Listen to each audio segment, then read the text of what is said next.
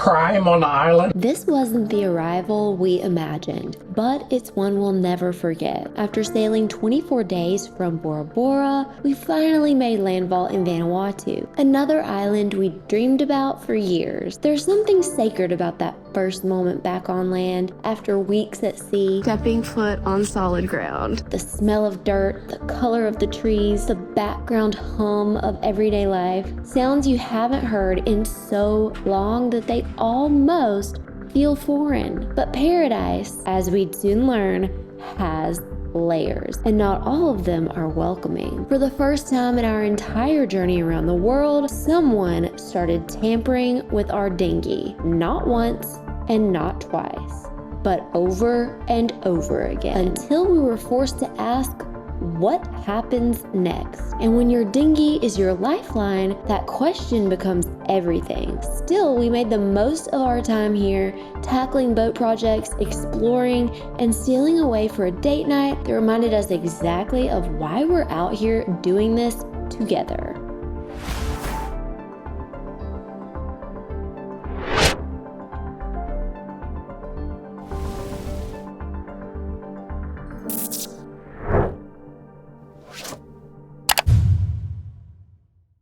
So on that note, welcome back to Sailing Tela. Here's how it all went down in Vanuatu. On the morning of day 24 at sea, we were nearly there. Y'all, we are arriving to Vanuatu. We are like 3.5, 4 miles out from our destination. We have to go to a Monohull. That is the customs and immigration told us we have to go there. We're just really glad to be basically here. Shawn raised the Q flag and we began our approach to the mooring buoy that we were supposed to tie up to until we could check in. Got it up.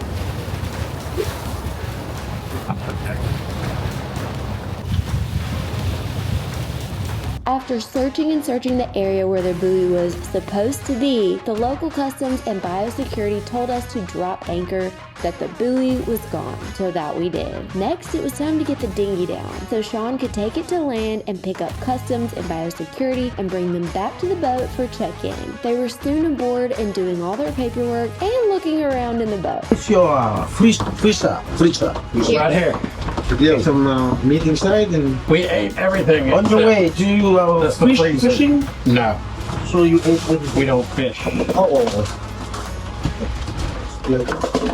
13 days. Things are scuba diving, eh? Yes, yes. Yeah. So after here, Yeah. do you have any landing? Any what? Any goods to be landed? Yeah, we're going to take care of that at the resort. Okay, so what are you taking care of? Like, do you have any goods to be landed as well? No laundry, no landing. No I mean laundry. laundry, dirty clothes. No, but- We're going to wash our clothes at the resort. I'm just asking like. No, you said goods landed. Yeah. No, nothing landed. We don't carry anything to land. I just want a customs reminder, please, if you're staying within the Vanuatu waters, please don't people to come on board, like the local people. Some people stay, saying that you're not allowing people to come on board, but I mean, just No island people coming in Yes. this boat. yeah. Otherwise, No, don't worry. yeah. They're not coming on this boat. That's okay. I'm just saying as like a reminder. I'm not ruining your holiday, but I'm just saying it. I understand. Crime on the island is okay. Now the crime on the island is all good. Okay. It's good. No, it's not like in PNG and other Pacific islands like Fiji. We are in Vanuatu. We have respect and Yeah. Okay. Perfect. okay. And for now, ship is cleared for customs and biosecurity. So now we just need money. Yeah. Finally in Vanuatu. Okay. Once they were finished, Shawn took them back to shore, and then we were off to cross the bay to our mooring ball for our stay in Vanuatu that Shawn had prearranged for us. And just like that, here we are. We officially made it after 20-something days. Our second longest passage that we've ever done. Actually, this was longer than crossing the Atlantic Ocean both times that we crossed. We are finally here in Vanuatu. Y'all, it feels so good. I'm so glad to be here. I can't wait to stretch our legs, go for a walk, and maybe eat a meal on land. It's gonna be good. It's gonna be really good. Super excited to be here. This is what dreams are made of, and we made it. Dream come true. Night 1, we celebrated with steak and mashed potatoes aboard Tela. The next day, it was time to get our laundry going. Much needed after that long passage. All right, we got all of our laundry, which Shawn is carrying. We are coming to land. Feels crazy to be walking for the first time in 20-something days. But we're here in Vanuatu. Stepping foot on solid ground. It feels crazy. Second longest passage ever. Okay, we're gonna take this laundry. And we still have to get checked in with immigration, but it is first thing in the morning on a Monday here. Let's do it. And Shawn decided to climb the mast and give everything a good look after having been in so much weather on this passage to Vanuatu. And I can't blame him, considering that our next passage will be nearly 30 days at sea, but more on that in another video. We spent our days getting chores done, eating good food aboard Tela, and even going on a date night. There's no other way to describe it. It feels life-changing to throw a pretty dress on and go on a date in these countries we visit. This life is so adventurous and rugged and raw and adrenaline-filled. So much so that little things that were practically a habit before we started this journey, like weekly date nights, well, they're a lot more special these days. Baby, you taking me on a date night in Vanuatu? Date night Vanuatu from aboard good old Tela. There she is. And it is golden hour.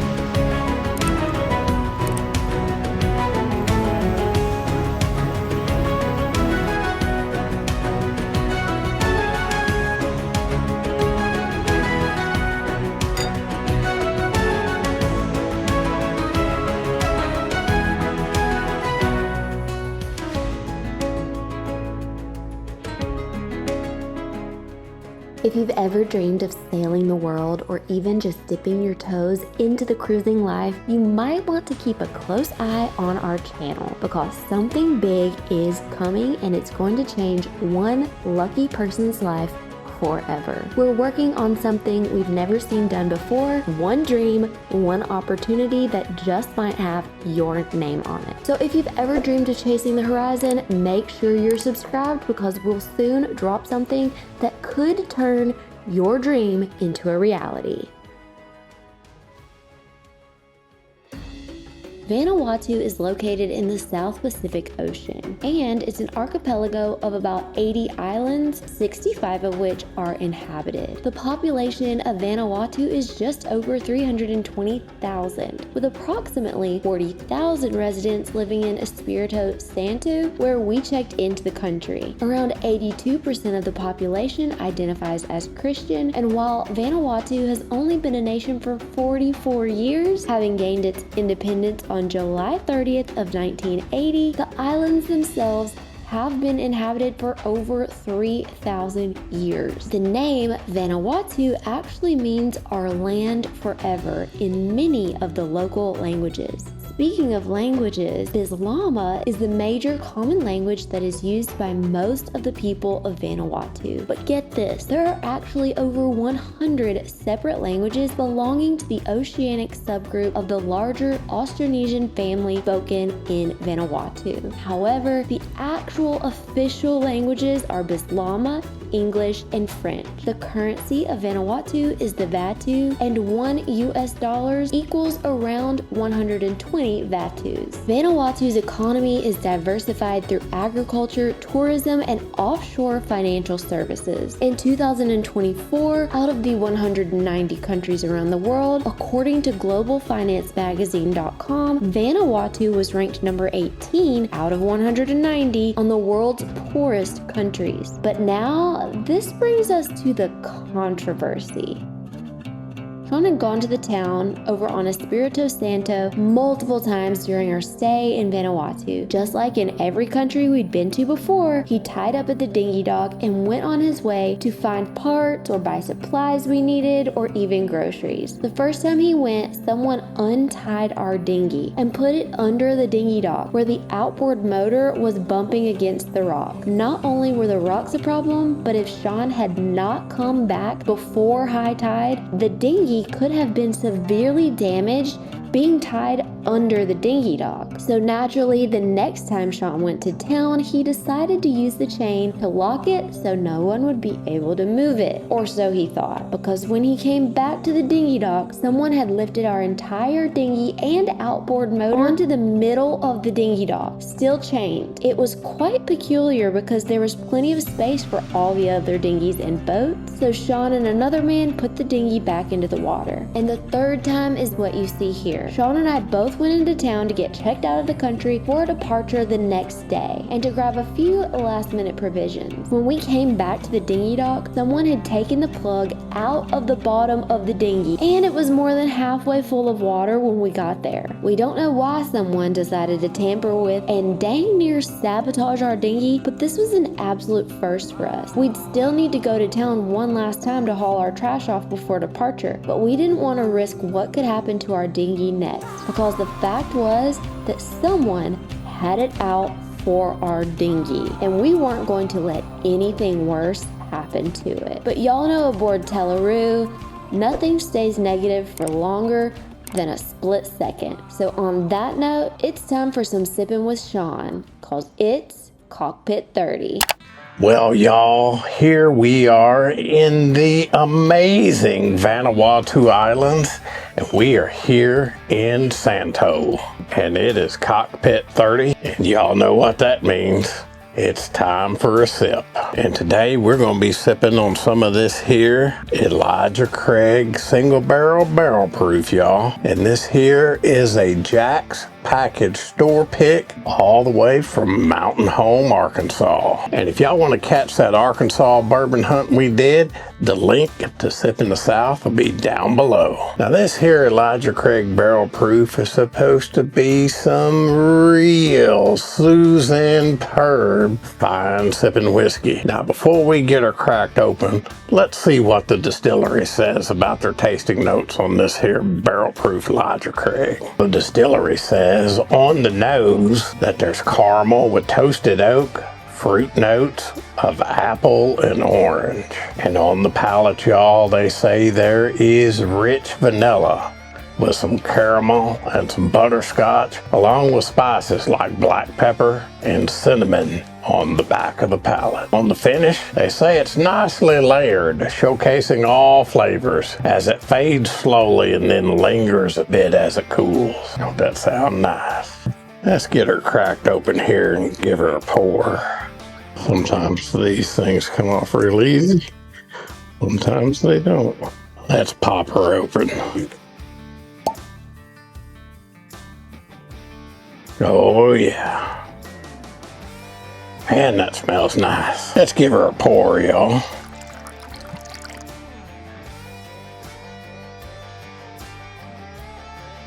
Let's see what she's got on the nose. Got some real nice legs there. Oh man. Definitely get lots of that caramel. And definitely get that apple. Smells just like one of those caramel apples that you used to get as a kid on a stick. Man, that smells nice. Now let's run her across the palate and see what she's got, y'all. Cheers to your health.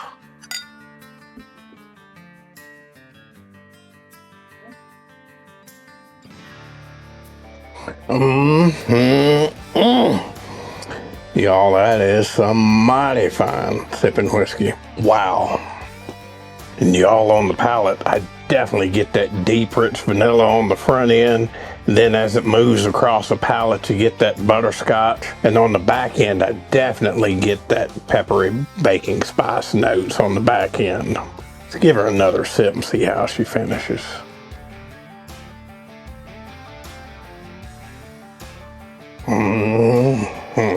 Mighty fine. Very, very nice. Very, very nice sipping whiskey, y'all. As it runs across the palate, you get all those flavors that I talked about. And on the back end, it's definitely got a medium to long finish as those peppery baking spices roll across the back of your palate. Very nice and complex as it rolls across the palate and opens up with all those nice, delicious flavors. And then on the finish, definitely got that good mouthfeel as it finishes deep and long. Real nice. I'd say it's a real nice, deep, medium to long finish. Definitely some mighty fine sipping, y'all. Y'all, it doesn't get much better than this. Sitting here aboard good old Tela sipping some of this fine Kentucky bourbon in these amazing waters of Vanuatu with these stunning views all around us.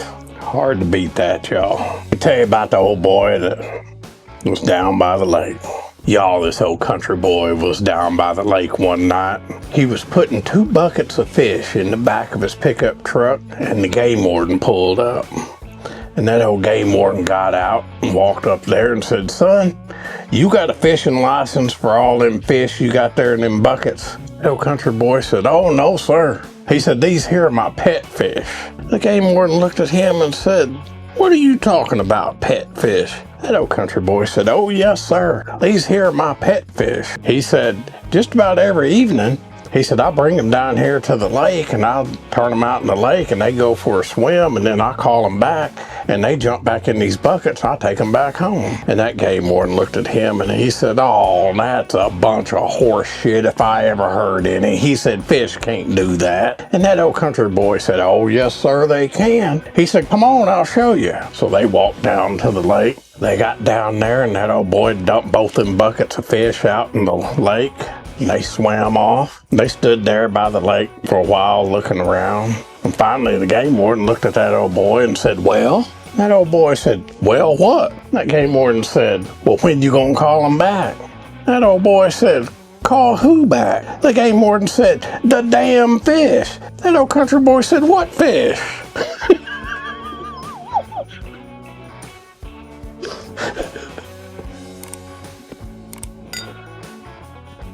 And we'll see y'all next time on Sailing Tela.